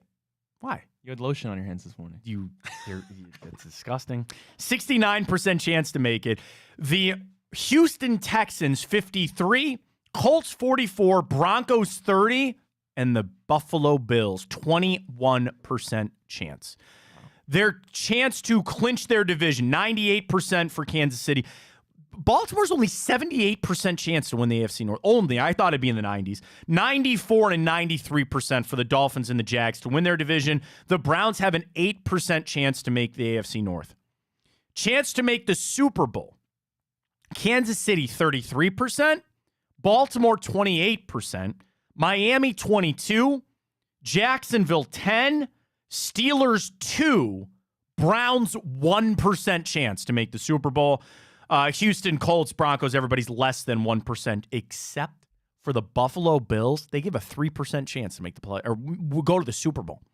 They have a 21% chance to just make the playoffs, but they give them a 3% chance to go to the Super Bowl. I mean, it seems weird to me. It does seem weird, but then when you kind of analyze it, I almost think it's fair, right? Because you've seen like the game they just played against the Eagles. You know that the ceiling for Josh Allen is so high. Yes, the consistency isn't there like we'd like, but his ceiling realistically in a single game is to be able to be the best quarterback in the NFL in a given game, which he's done before. And then it factors in, okay, if they make the playoffs, yes, they have a much, much better chance to knock off a team with that skill level than the Cleveland Browns do because of our unfortunate circumstances. So here's an interesting thing, and I'm actually going to clip this and send it out on my Twitter at MattFontana83. The percentage chance for the Browns seed, according to the ESPN FPI, the Browns have a 23% chance to be the 5 seed, which is the best in the NFL, a 20% chance to be the 6 seed, and a 17% chance to be the 7 seed. So the 5 seed, Browns 23%, Steelers 21%, Houston 18%, and then like Baltimore, if they fall out, Colts down there. For the 6 seed, the Steelers have a 22% chance to get that, then the Browns at 20%, Houston 16%, and then for the 7 seed, Browns, Steelers, Colts, Texans. So the way that this lays out, ESPN feels like the Browns are either going to be the 5 seed.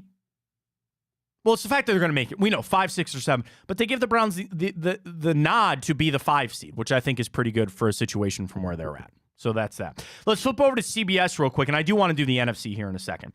Their playoff prediction, based on some of their analytics, and I think Sportsline, is what it is. Playoff projection for the AFC. Number 1 seed, the Chiefs. Number 2, the Ravens. Number 3, the Jags. Number 4, the Dolphins. Your first wild card, the Pittsburgh Steelers. The Browns get the 6th seed as the number 2. They're right up. Although the Browns offense appears to be in a rut, the computer still thinks this team is going to make the playoffs. They have a 76% chance to reach the postseason, which puts them well ahead of every wild card contender below. So that's crazy. ESPN has them about 70%. And then CBS has them over at 76% to make the playoffs. Matt, what's interesting about that is, too, if that's the scenario, let's say we do get the 6th seed, I believe then, correct me if I'm wrong, but then that would match us up in the first round. We would play at Jacksonville, which would make for a very interesting scenario considering the fact that we face them in the next few coming weeks and could potentially have a rematch with them like a month or so later. I think that would be really interesting. And if I'm being honest, out of, let's say Kansas City gets the 1 seed, out of Baltimore, Jacksonville, and Miami, I almost think that I would want to draw that matchup with the Jaguars over the Dolphins and over the Ravens. Yeah, and I think the Jags are a team that they're one of the most Jekyll and Hyde teams that we've seen, right? They show up, Trevor Lawrence throws 4 touchdowns, other games he throws nothing, right? And Travis Etienne is good, defense is solid. I would say of all the teams, yeah, they're the ones that I would want to play more than Baltimore. You know, Baltimore's tough because you could say, man, dude, I think we're in their head a little bit. But they're also really Jekyll and Hyde. Stay the hell away from the Chiefs and the Dolphins. Yeah. I think they're on a collision course. And I really, frankly, hope that it lays out that they meet in the – I don't want them meeting in the divisional round. I would like Kansas City – really, if I could a dream scenario – I should really write this down. But, sorry. Let me just get to the NFL, the playoff prediction real quick. All right. So, if it ended today, Baltimore's got the bye. You have Kansas City, Indianapolis, which is weird. Jacksonville, Cleveland, Miami, Pittsburgh. Indulge me that Kansas City becomes the number 1 seed.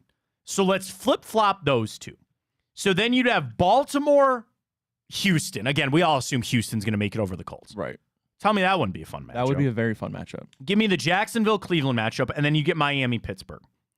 Would you then believe that Baltimore would beat Houston, Jacksonville would beat us, and Miami would beat Pittsburgh? Would you chalk that up as going chalk on that? Yeah, if I was betting on it, you'd assume so. So then you'd have Kansas City, unfortunately, playing Miami in the divisional round. You'd have Baltimore taking on Jacksonville. So what you actually might want to have happen is Baltimore be the 1 seed. Because again, it's not that I wouldn't enjoy that game, and then you would put all your eggs in the basket to say you want Baltimore versus Kansas City or Miami. I want every fiber of my being to have Kansas City. Here's what I want, and I hope the NFL gives this to me. It's what everybody wants. I want KC, Miami in the AFC Championship game, and you know who I want in the NFC Championship game? San Francisco and the Philadelphia Fighting Eagles. That's who I want. That's what I want, and give me what I want! Sound like my 2-year-old. We have entered that phase, by the way. Avoid that at all costs, if you can. Let's get to the NFC predictions. You want to start with ESPN, just because that was nice and easy for us? Let's do it. Playoff predictions. Greater than 99% chance to make the playoffs. Eagles, 49ers, Cowboys. Lions have a 97% chance to make the playoffs. And then how about this drop-off? The next team, Minnesota at 58%. There's nobody in the 60s or 70s. Saints, 50%. Packers, 47%. Falcons, 46%. The Seattle Seahawks are just at a 40% chance to make the playoffs. And then the LA Rams are at 37%. Percentage chance to win the division. 91% for the Eagles. The San Francisco 49ers are at 98. 86 for the North. Here's the thing. On the NFC South, the Saints are at 41% chance to win that division, and so are the Falcons. I would assume the rest would go to the Buccaneers that aren't even on this list. Percentage chance to make the Super Bowl. Who do you think has a greater chance, according to ESPN's FPI, to make it to the Super Bowl, the Eagles or the 49ers? I would just assume the Eagles, given they're going to get a bye. 34% for the Eagles, 38% for the 49ers. 18% chance for the Cowboys, 6% for the Lions. Well, everybody else less than 1%. I'm assuming what's going into that is they're assuming that it's going to be Dallas with the first wild card, and then I think that would then draw them to play Philly while 49ers would get the division winner. Well, and I think 49ers are a little hotter right now. Yeah. That's relative of the fact that the Eagles have played some amazing games. Yeah. But I think there's a little flawed logic in that.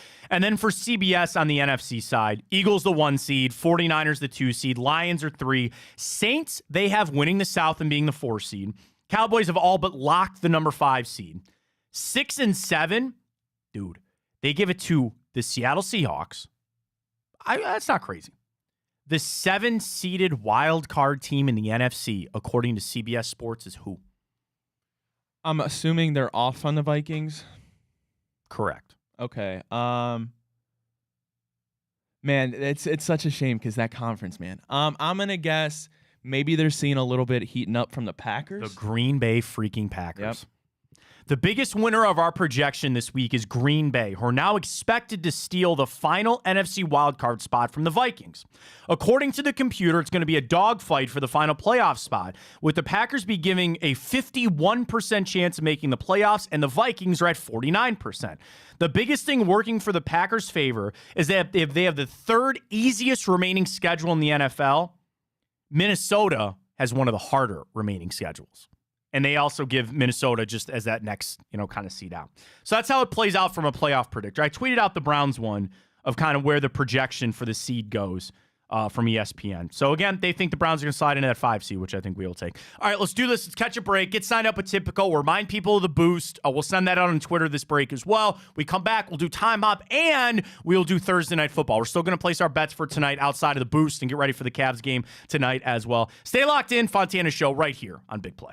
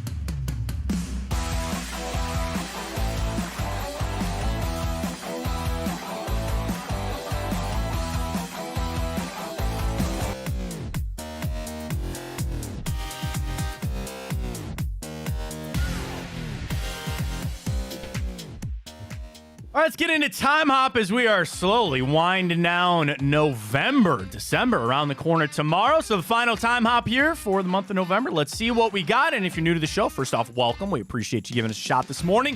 And we head back and tell you what happened this day in history, including this day 2 years ago, 2021.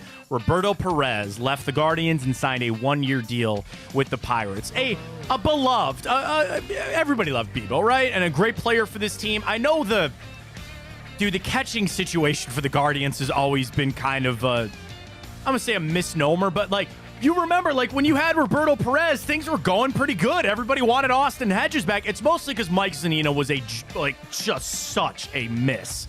And it's Bo Naylor's job now, thankfully, and they signed, oh God, who's that other catcher they brought in? I know who you're talking about, but I could not tell you his name. Stephen Vogt? No, not that guy, the other one. Anyway. I'll find it. Yeah, Google it real quick. And that'll be Bo Naylor's job for a little bit, which is fine. But I think Bebo, it's funny that my mind kind of works this way. You think about players that'll come back, 5 or 10 years down the road. and are at Guardians Fest, or the Browns do this with their alumni events, and guys that you would willingly go up to their table to say hi or get an autograph, I think a lot of people would go up to say hi to Roberto Perez. You know what I mean? Like, was he a star player on that team? No. But like, when they do Guards Fest, in a couple of years when he's retired, you put him at a table, and I think people would love to go up and take a picture with him and get a handshake and all that kind of stuff. So, I really kind of think you can find the guy. Is it Christian Bethencourt? That's it, Bethencourt.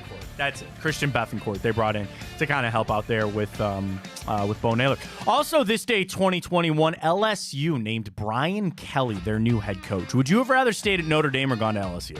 And he had been in Notre Dame for so long, and I think he maybe had worn out his welcome there. He's going to have a Heisman Trophy winner this year in Jaden Daniels. Yeah.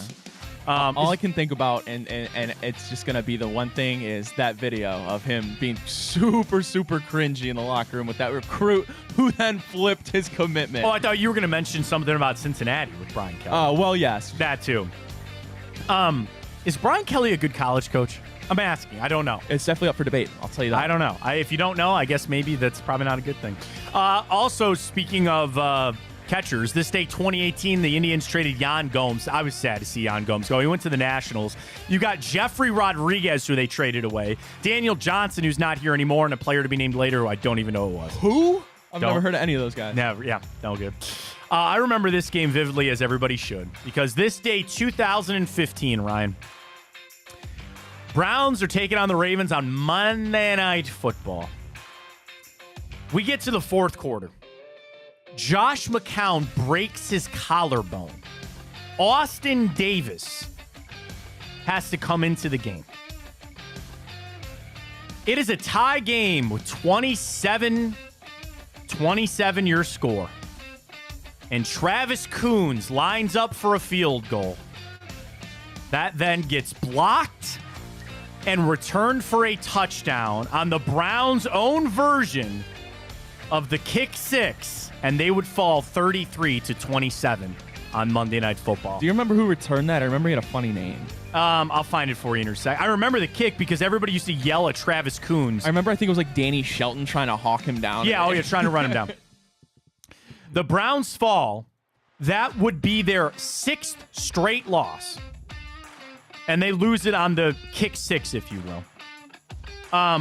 Will Hill. That's it, Will Hill. Will Hill, 64-yard blocked touchdown return. The crazy thing is, the Browns got a 42-yard touchdown pass from Austin Davis to the Rabbit, Travis Benjamin, with 1:47 to play to tie the game at 27. Then you line up for what should have been a game-winning field goal. They block it and they return it for the touchdown.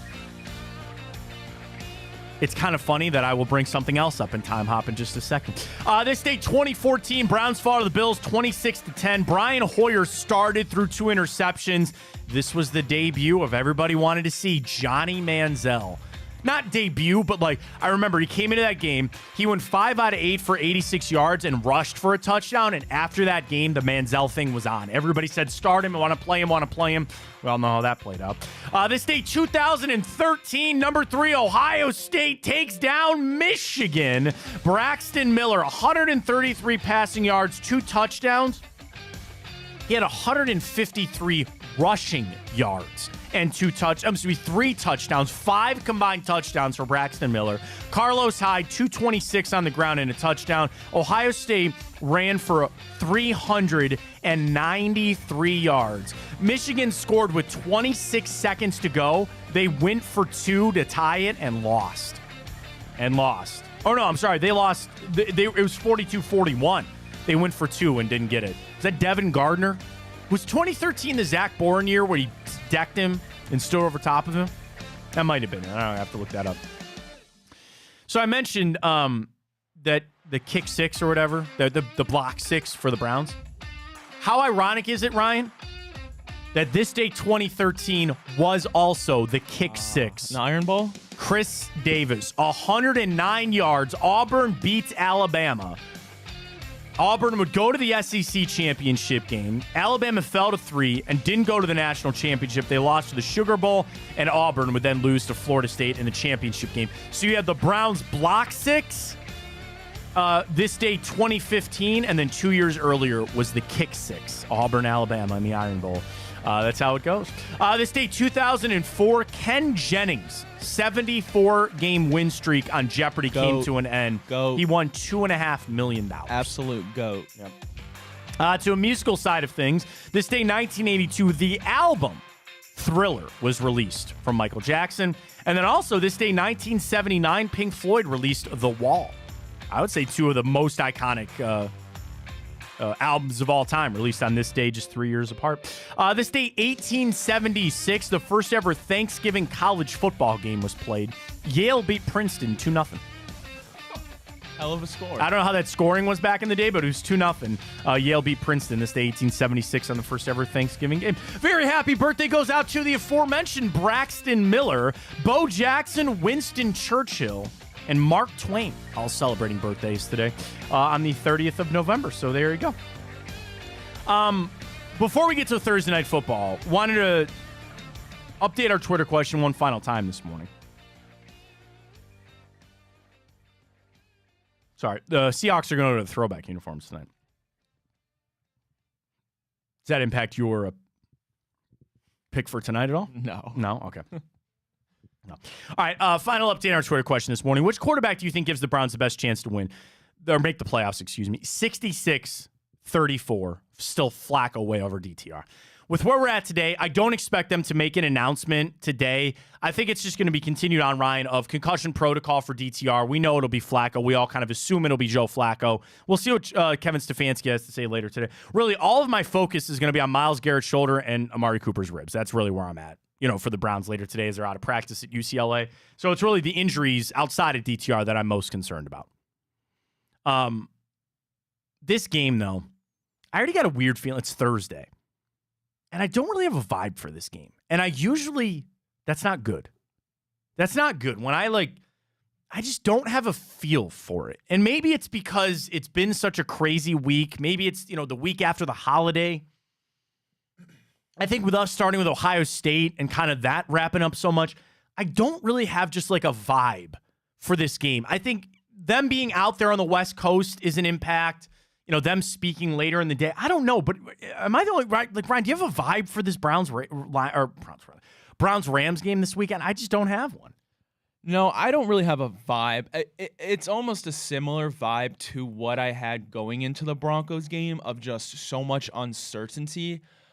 I do think the Broncos were a tougher team than the Rams will be. I think that's clear. Obviously, the Broncos are much more hot. They have a better defense, per se.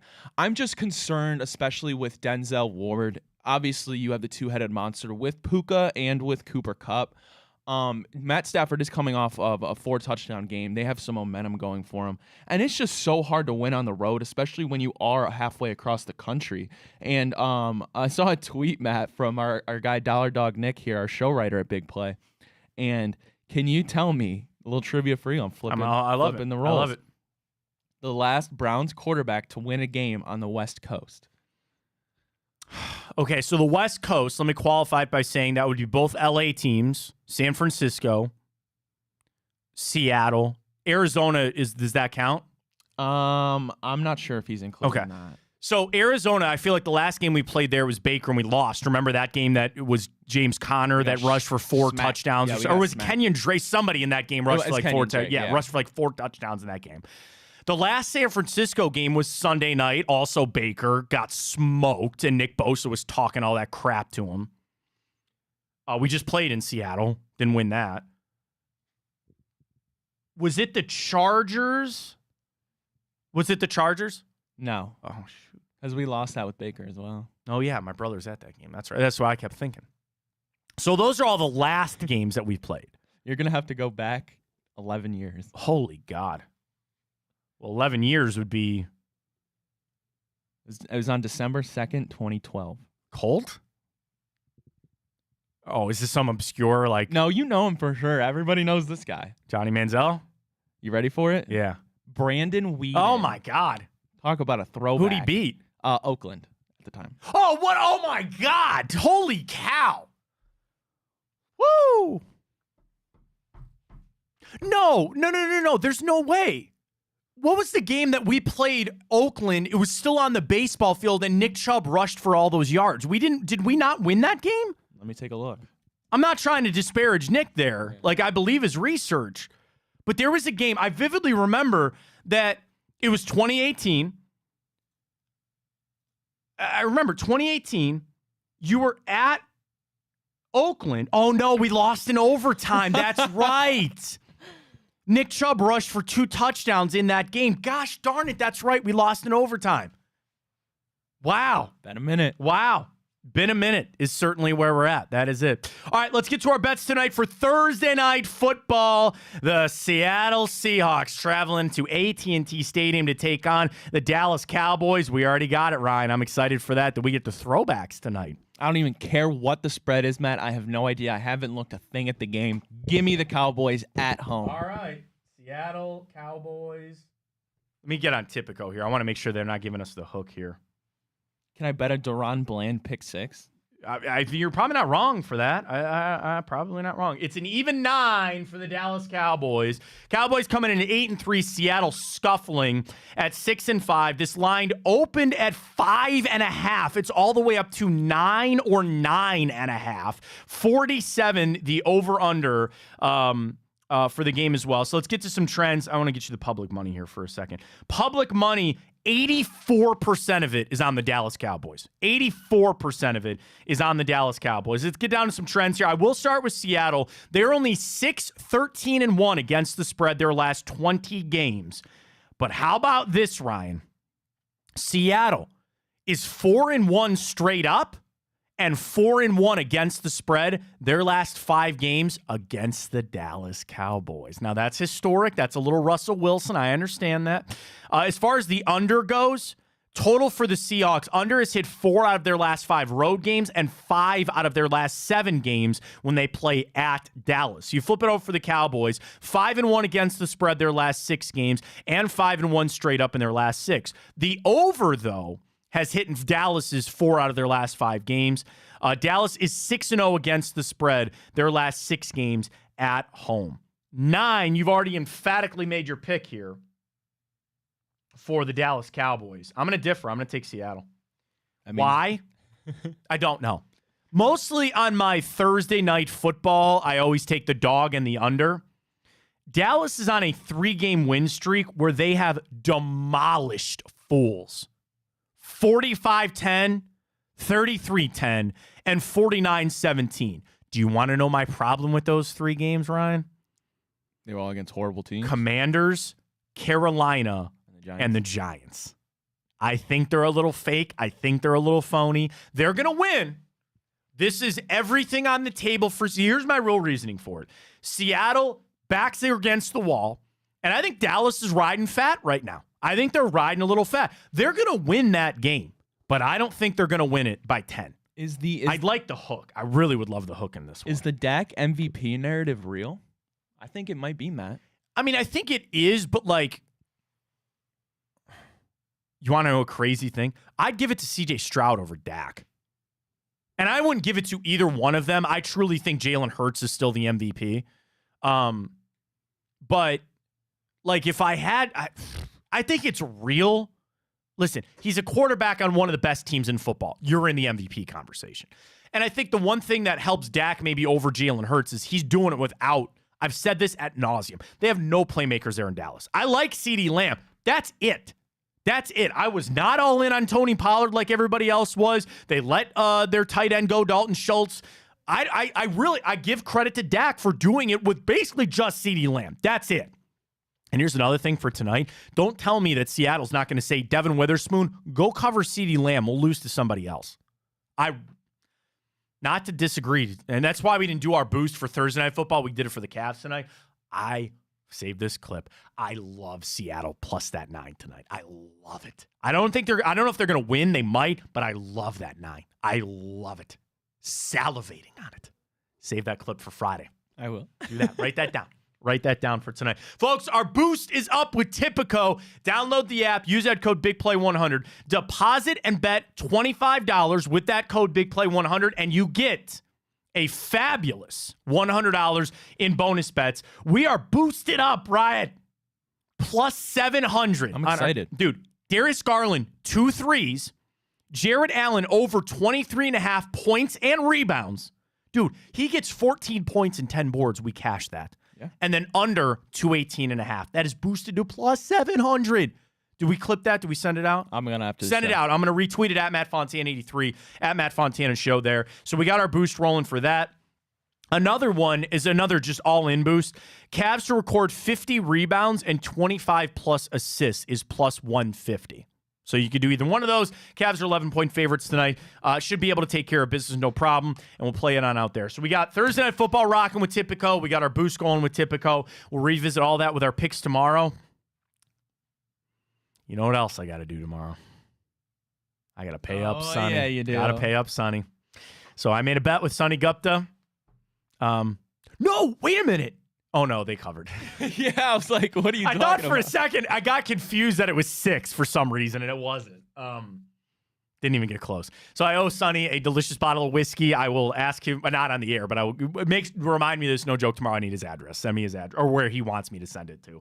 And we'll get that going. But tomorrow, jam-packed show as always. Our picks with Tipico. Sonny will join us. The Friday report card. We got it all gearing up for a big weekend of football. Enjoy the hell out of your Thursday. We got sports galore tonight. Cavs are in action. Thursday Night Football. Enjoy. Don't forget, Chico coming up 12-2 today. You mentioned Chris Fedor on the show today. He is going to talk a lot of Cavs. Love listening to Chris. So again, 12-2, iHeart app. We're streaming on Chico's show, where all of our shows will be all across the Big Play platform. So we really appreciate all the support we've been getting here on the show lately. Love having you. Love doing the show. Thank you so much for it. You missed any of it, go back, watch it on Twitter, Facebook, and YouTube. It's all there. We're out of here. I'm feeling good on some juju tonight for our bets, especially that Tipico boost, so get on and enjoy it. For Ryan Tyler, I am Matt Fontana, and as always, take it easy.